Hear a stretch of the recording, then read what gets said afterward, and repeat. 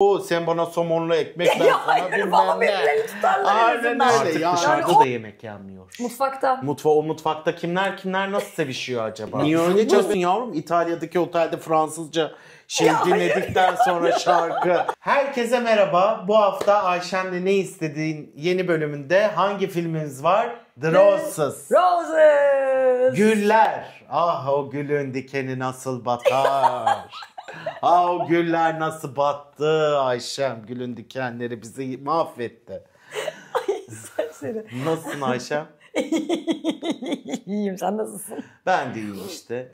Güzel bir film izledik. Aynen. Yani şöyle oyuncular şahane. Aynen. Filmde Benedict gerisi bahane gibi bir şey. Gerçekten. Gerisi bahaneydi. Gerçekten ben Olivia'yı ve Benedict'i izledim.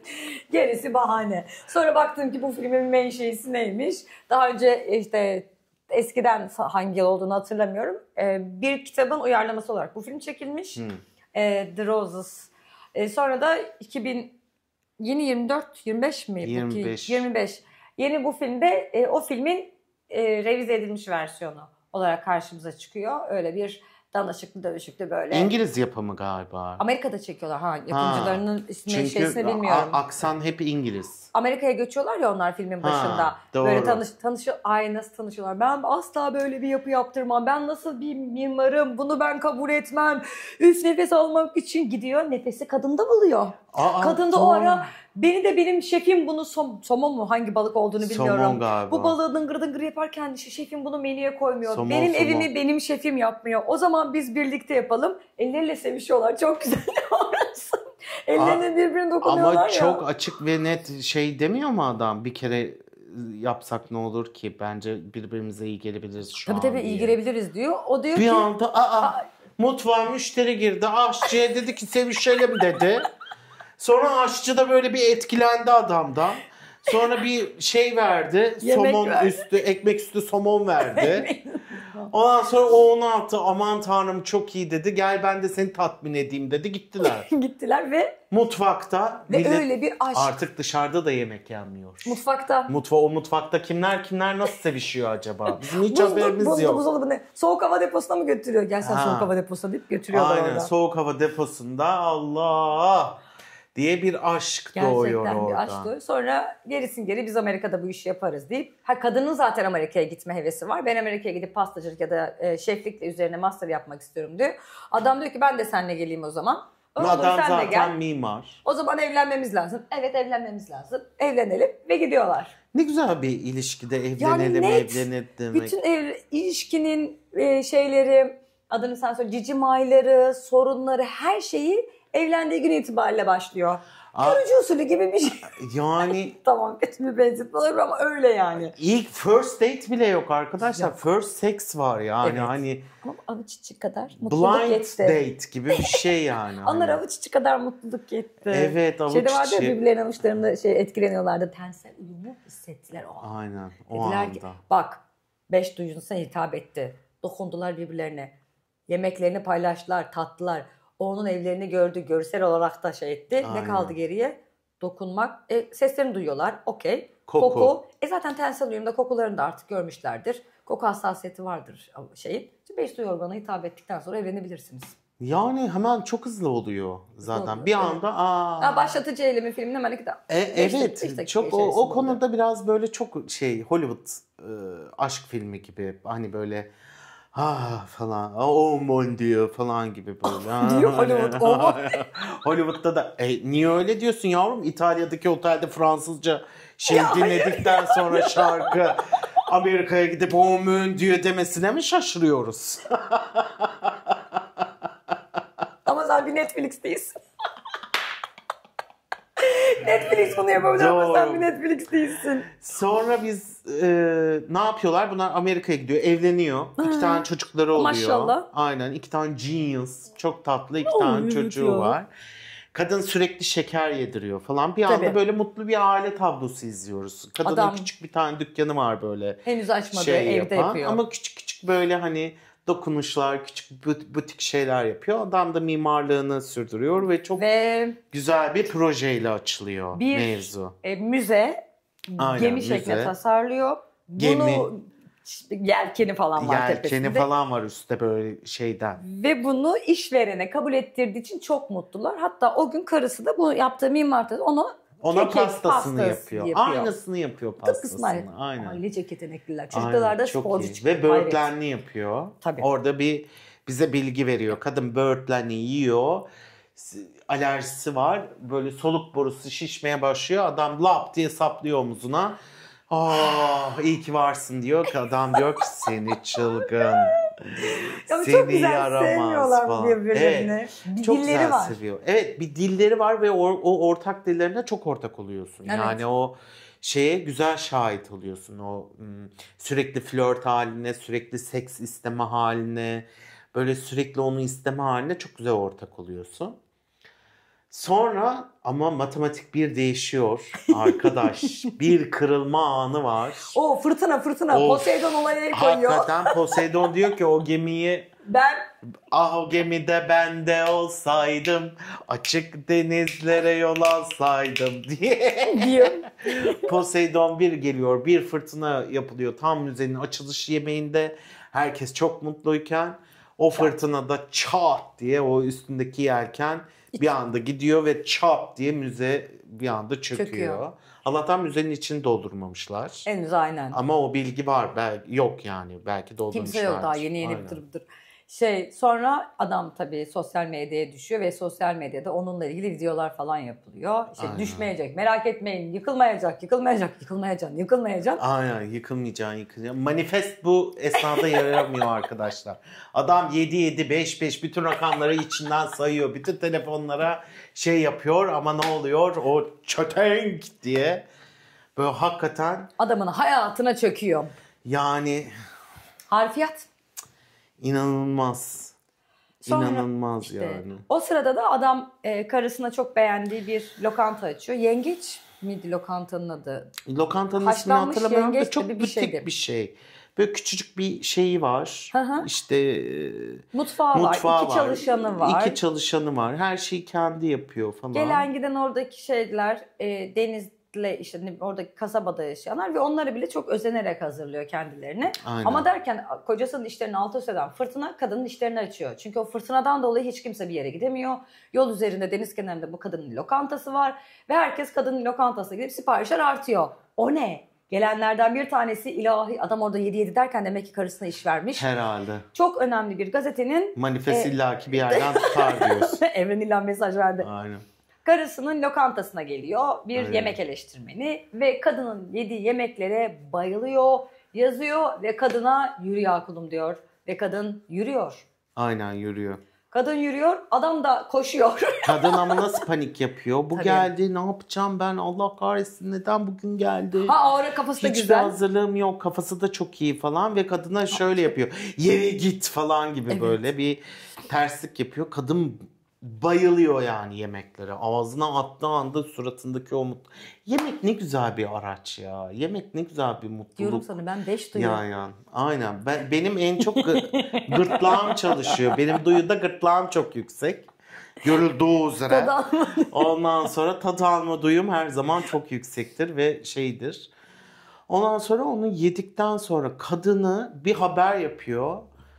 Yani mükemmel bir yıldız oluyor. Bir anda popüler oluyor.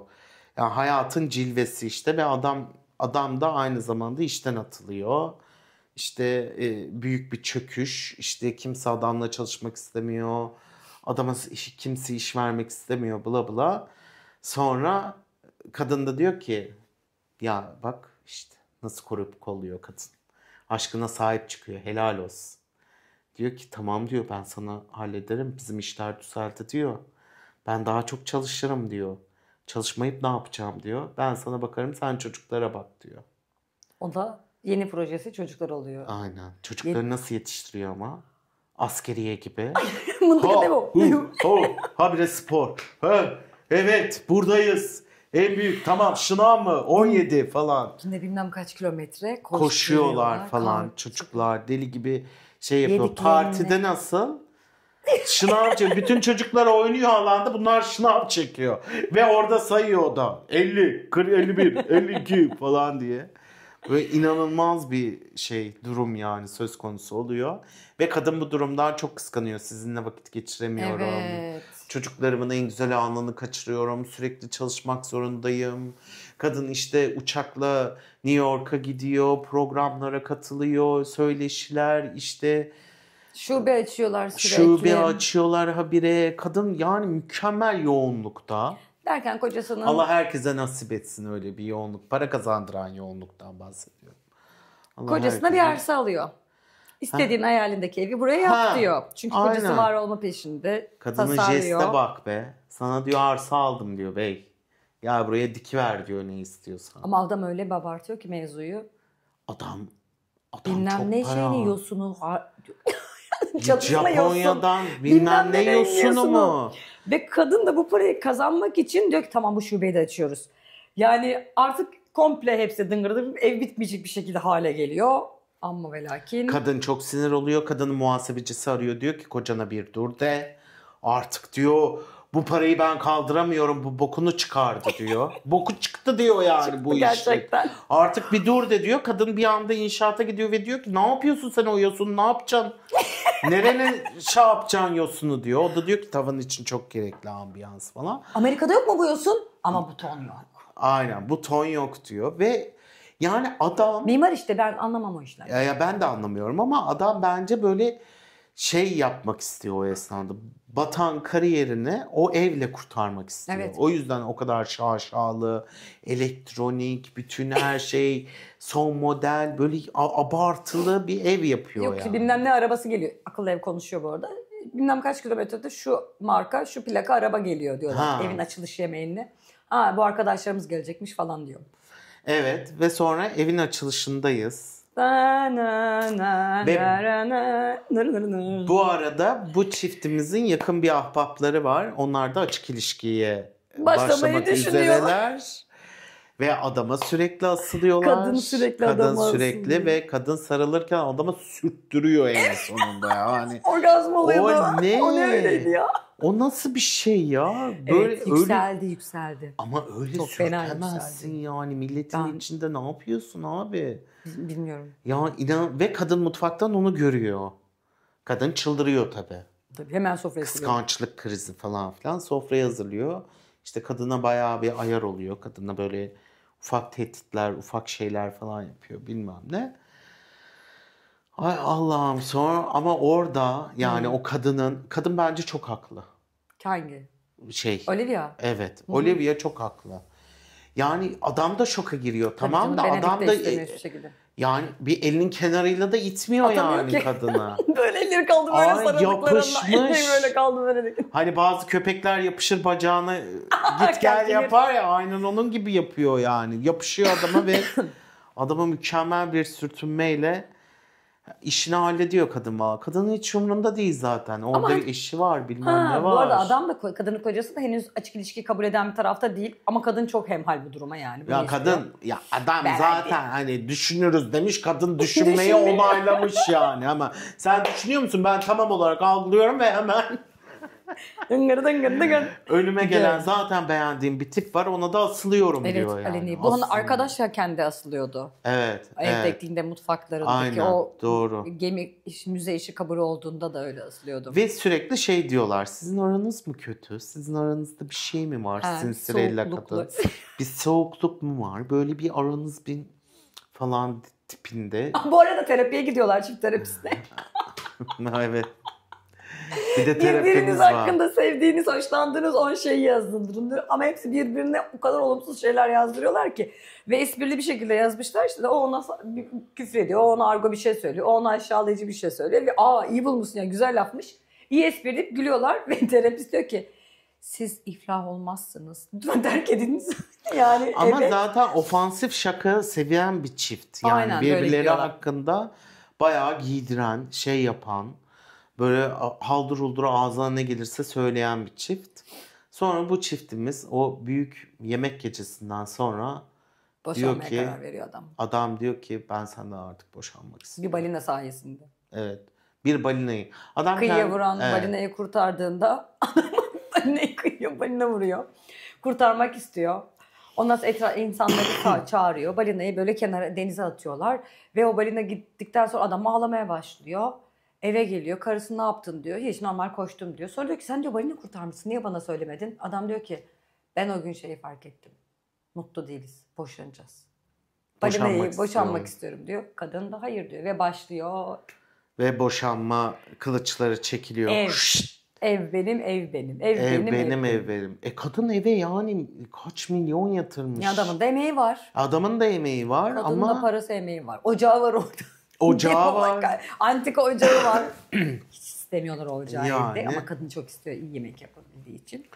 Yani ve birbirlerine gibi, challenge gibi birbirlerinin hayatlarını zorlaştıracak şeyler yapıyorlar. Kadının maillerini atıyor. Bilmem kaç adam kadının maillerine giriyor çünkü akıllı evden dolayı. Ve mailinde çok fazla ve gereksiz malzeme sipariş ediyorlar lokantalara. Kadın adamın işleriyle ilgili başka bir şeyler gönderiyor. İşte yapay zeka ile bir şeyler hazırlıyor. O ona kötü, yani ergen gibi birbirlerine. İnanılmaz. Ve adam en son bu arada çocuklar kazanıyor. Kanada'da mı kazanıyordu? Kanada'ya da bir yere. Başka bir ülke ya da uzak bir yere gidiyorlar. Ülkede bir şey kazanıyorlar. Spor bursu kazanıyorlar ve evden ayrılıyorlar. Ve kadın diyor ki çok küçük yaşlar. Hani lise değil, bu üniversite değil ve bu küçük yaşta burs kazanıp gitmeleri onlar için kadın için kabul edilemem bir şey. Adam için de bir başarı. Neyse son akşam adam gel diyor barışalım ya diyor. Ben sana diyor bir tane çok güzel pasta aldım, bir tadına bak. Pastanın içinde ne var? Tabii ki o filmin başında gösterdikleri böğürtlen var. Kadın böğürtleni yiyor. Adam diyor ki ben de diyor senin panzehirin. Bunu imzalayacaksın, evi bana vereceksin. Kadın imzalıyor. Adam panzehiri yapıyor. Adam hemen alıyor eline. Orada imzada sahte. Tata! Ama oraya gelmeden önce çok para anlamında söylüyorlar. Adam diyor ki bak senin şirketinin hiçbir şeyini istemiyorum. Sadece evi istiyorum Hiçbir diyor. payı istemiyorum. Sadece evi ver diyor. Kadın boşanmak istemediğini zaten bence orada yapıyoruz. Kadın da diyor ki hayır sana evi de vermeyeceğim diyor. İstemiyorum ya evi diyor. Avukatlarla da konuşuyorlar. Avukat sahnesini hatırlıyor musun? En yakın arkadaşları bir de kadının avukatı bir tane rope'la geliyor böyle. Çok güzeldi o. Böyle kenara koyuyor, hepsi bakıyor böyle. Hani niye bununla geldim falan Isırmaz, gibi. tehdit hissederse ısırır. Aynen, tehdit hissederse ısırır diyor ve kadın başlıyor. Aslında iki avukata da lokantayı vermek mantıklı geliyor. Yani sen tamam iş şeyini al kardeşim. Biz de lokantayı alalım diyor. Çekelim gidelim diyor ama kadın hayır o da olmayacak diyor. Çünkü adam tetikliyor aslında orada da kadını. Adam sürekli kadının bam teline oynuyor yani. Evet, çatışmaya yer arıyor. Ondan sonra neyse o böğürtlen orada da anlaşamayınca artık birbirlerine pislik yapmanın bin para oluyor. Ve 5 yaşında çocuğa dönüyorlar bir anda. Bir anda iki çift de 5 yaşında. O onun lokantasına sipariş veriyor, onun işlerini bokluyor, ona bilmem ne yapıyor falan. Yani böyle inanılmaz şeyler yapıyorlar. En sonunda da işte o pasta dediğin mevzuya geliyorlar. O mevzuya gelene kadar da bayağı işkenceler çekiyorlar yani. Evde o pastayı yemek aslında ben o raddeye gelebileceğini düşünmemiştim bir ilişkinin. Tabii. Yani bana sorguladı o pasta sahnesi özellikle. Yani dedim ki ulan böyle bir geçmişim var. 2 tane çocuk yapmışsın. İyi ya da kötü bir hayat paylaşmışsın. Hani bu raddede o ölüm de tehdit etmek onu. Odayı kilitliyor ya, kapıyı kapattırıyor. Yapay zekaya, evdeki akıllı eve kapıyı kapattırıyor. Evin sıcaklığını arttırıyor. Evden çıkarttırmıyor. Adam yapıyor bunların Adam yapıyor hepsini. işte. Yani ve o raddede hani o raddeye gelene kadar hani o düşünüyorum. Yani boşanmak istemek artık ondan vazgeçmek bir insandan. İyi ya da kötü 3 yıl, 4 yıl, 6 yıl ya da çocuklar işte kaç yaşındaysa atıyorum 15 yaşında olsunlar. 15 yıl boyunca sen bununla bir şey yaşıyorsun ve artık onu ölümle tehdit edip o evi almak uğruna geliyorsun yani. O biraz beni zorluyor. Yani orada böyle bir sal ya. Aynen bir sal ya. İşte. Ama o evi istiyor, o da istiyor. Neyse sonra kadın o imzayı attıktan sonra adamın o yani kaba et oluşu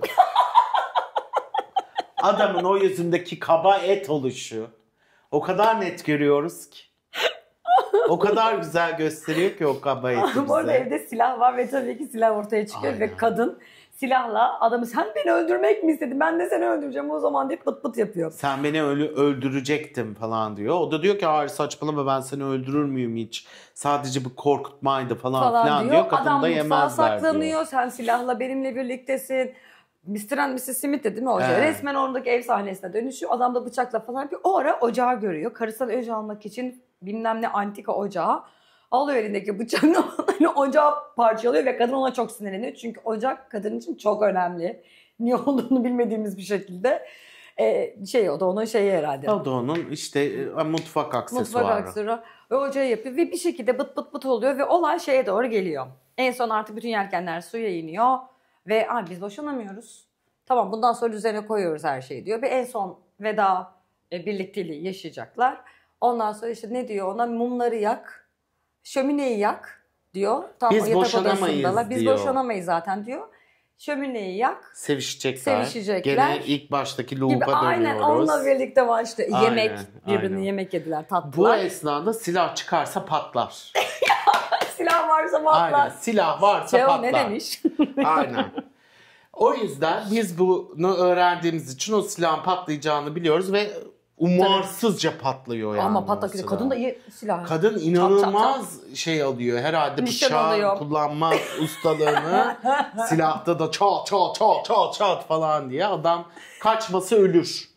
Öyle bir şey. Göt korkusu da öyle bir şey. Tabii canım. Sonra o gaz bütün eve yayıldıktan sonra. Ocağı kırınca oradan gaz çıkıyor tabii ki. Aynen. Her yere yayılıyor ve işte yapay zekadaki evdeki akıllı evin işte o yapay Her ne zekanın ismi zıkkımsa neyse açtırdık şömineyi yak diyor. Tabii ki de alev alıyor ve alev aldı. Aşk. Aynen. Aşk alev aldı. Onlar da alev almış Burada oldu. çocuklarla konuşuyorlar. Biz babanla boşanmaya karar verdik diyor. Ay şükür şükür. Biz anlıyorduk da siz anlamıyordunuz çok. Çocuklara söylerken çocuklar böyle bir anda şey oluyor. Oley sonunda hadi görüşürüz size mutluluklar falan deyip çat diye kapatıyorlar. Yani çocuklar da çok rahat. Çocuklar da zaten aslında biraz ofansif. Hani çünkü aileden gelen bir şey. Böyle bayağı anlaşıyorlar yani. Her şey okey herkes için. Ama sonunda işte her şey patlıyor. Canım sağ Vallahi. olsun.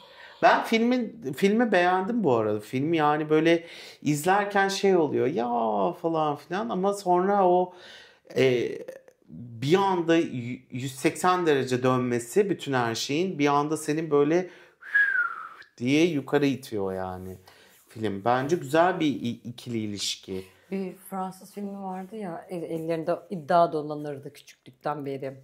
Hatırlamıyorum şimdi onun ismini de. Sil baştan değil. Olabilir sil baştan. Türkçe ismini hatırlıyor. Fransızca. O da öyle çocuklarken birlikteyken birbirlerinin düğünlerini vesaire Marielle Cotillard oynuyordu. Tamam. Marielle Cotillard oynadı. Evet. Şeyi o canlandırmamış mıydı? Bilmiyorum. Neyse çok detaya girdik. Tamam, hatırlamıyoruz. O filmde de öyle iddialaşma üzerine bir ilişki sürüyordu. Birbirlerinin düğününü basıyorlar. Okuldaki bunu yapamazsın yaparım. Al bu iddia şeyi senin diye. Bir 20 yıl öncesinde var herhalde o film. Yani evet güzel bir ilişki. İlişkiye bak ya ilişki filmi o kadar çok aslında işleniyor ki o kadar çok ayrı bir detayı var ki ben aslında şey izlemek istiyorum artık. Yani yaşlıların ilişkilerini izlemek istiyorum. Yani o tek kalma hali, tek kalmadan hani sonraya geçiş hali falan. Hani Stajyer filmi vardı ya. Evet. Stajyer filminde adam işte ilişkisini kaybediyor ama yeni bir iş arıyor. İşte o ilişkide bir tane kadın yazıyor mesela. Adamı hiç yüz vermiyor falan. Evet. Yani o flörtöz, o yaşlı dünyayı biraz izlemek istiyorum aslında ilişkide. Çıkma teklifini özledik ya. Aynen. Yani biraz doğru düzgün bir şey. Öyle. Emek ilişkide emeği özledik. Doğru. Bu da yeni nesil bir film. Hemen gidiyor o sen bana somonlu ekmek ben sana bilmem ne. Aynen öyle. Yani tutarlı mı? 10 küsür yıllık birbirlerine emek evet veriyorlar de en azından. yani hemen de lapuş lupuş bu ne ya? İşte onlar Nasrettin Hoca gibi bana damdan düşeni getirdi olmuş. Onun patronu onu dinlememiş. Ötekisinin patronu ötekisini dinlememiş. Ondan öyle olmuş. Benim bu tutucu zekam Tutucu. Bazen tutuculuğum tutuyor bazen. Ha. Tutucuyumdur tuttuğum zaman diye kapatıyorum. Tutarsan tutarsın, tutmazsan tutmaz. İstersen isteyerek, istersen zorla gibi bir şey o da. O zaman bu haftalık bizden bu kadar diyoruz. Haftaya yeni bir dizi ya da film ya da bir sürprizlikle Görüşürüz. bye bye.